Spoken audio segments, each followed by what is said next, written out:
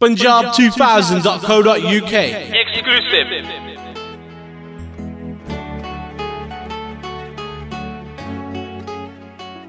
Hi, I'm Simran from Punjab 2000 and we're here with Harman Baweja and we're here to talk about Chaar Sahibzaade. Hi, how are you? I'm very well. Welcome to London. Thank you. So firstly, before we watch this film, there's been so much excitement about it, and lots of us from the Sikh faith have really want to see it because it takes us back to our childhood, the stories that our parents told us. Why, of all the films, has this film been chosen, this story? The story? Well, actually, kind of dates back to, let's say, 5 years back. It was a sweet little dinner table conversation between my father, myself, my sister and my mom. Typical family dinner. And we started talking about one of the topics about Sikhism in one of those conversations. And Dad was telling me the story about how he, in his school, you have school houses and stuff, and his inter-house stuff. So his school houses were named after the Chaar Sahibzaade actually. Okay. So during his schooling years, it was they had a house called Jujhar, Jujhar Singh Ji, Ajit Singh Ji, Fateh Singh Ji, and then we started talking about the story, and then it leads to him saying that this is one of those stories which I believe is very, very potent, as a story. Not just as something for the religion, so to speak. From a religion perspective, pretty much every story to us is very dear. Every story has beautiful morals. Every story has something to tell us. But this story by itself has much more than just religion. It's a story that would appeal to, as much as it would appeal to fellow Sikhs. I would say it would appeal to pretty much everyone from other religions as well.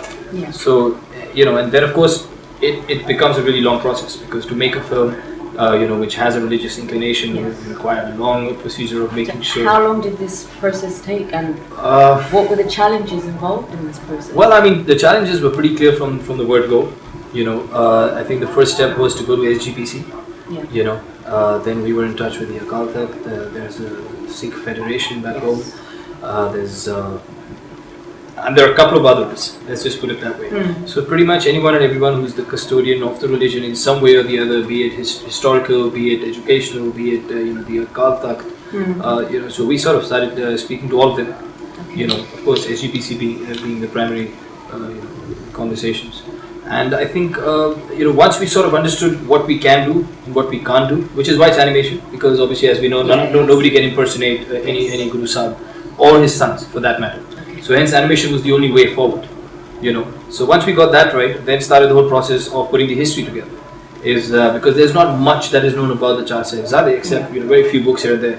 So then we actually started traveling to different parts of Punjab and meeting people who were, let's say, descendants of a certain family that had interacted with them 300 years back, or historians or professors, and we started putting those facts together and then sort of formulated the entire timeline of the film.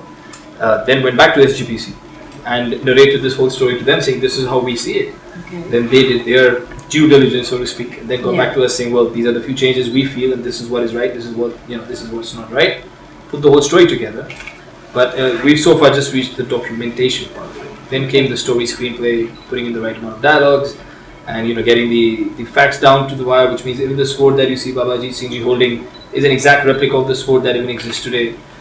The armor, the way it was made, which Guru Sahib wearing in the film, is the exact armor that is even there today. So then we started replicating whatever we could in terms of references, and then started the animation process, which itself took us about 2.5 years. Wow. Yeah, so we had about 200 odd animators who were working on the film for about 2.5 years, and sort of looked into every aspect of the film. And I think here we are finally. In a rather long, exciting journey. Every journey has a share of hurdles. But this one probably is easier to pass those hurdles because it's coming from within. So how different has it been with making animated films compared to Bollywood feature films? Wow, it's chalk and cheese. Honestly, it's like doing something completely different. The amount of time that I think we've spent in the editing studio is probably close to. We clocked it down. It was 1,400 hours of just editing this film. Typical film, you probably take anywhere between 300 to 400 hours. At best 500. So you're looking at 3 times the work on just the editing table. You practically have to create every frame. So if you're shooting a scene and if it's you and me sitting down, and then we need 2 chairs and we need a background and there are a couple of people walking behind. So you focus on these actors and you get the work done. Here we got to create the tables, We got to create the chairs, and you got to create people walking around. Each person's movement is designed by us. What they're wearing is designed by us. So suddenly there's so much more to design in terms of production design. As much as you see, I think you get spoiled for choice. Yeah. So it's like literally going someplace and having the option to have 100 different things. It's one of those, but you sort of narrow it down. And, so who would you say this film is for? Even though it's a story about Guru Gobind Singh Ji's children, people think if they're from the Sikh faith, they should watch it. Yes. Who else is it for, and why do people need to watch this film? But I think for well, as you rightly said, from anyone from the Sikh faith would predominantly just watch it because it's something that they connect with. It's a story that we've all heard from our nannies and dadis, since childhood. And for us, it's a short story, and that's all we know about it. Trust me, when you see the film, there is so much more to them. Which is why they're so celebrated. They're a part of our ardas. Yes. In fact, there's a whole section of the ardas that we do, which has mentioned. I don't want to say the ardas right now, but the sections of the ardas which are all part of the film. You will see those moments in the film, so you'll actually start putting it together.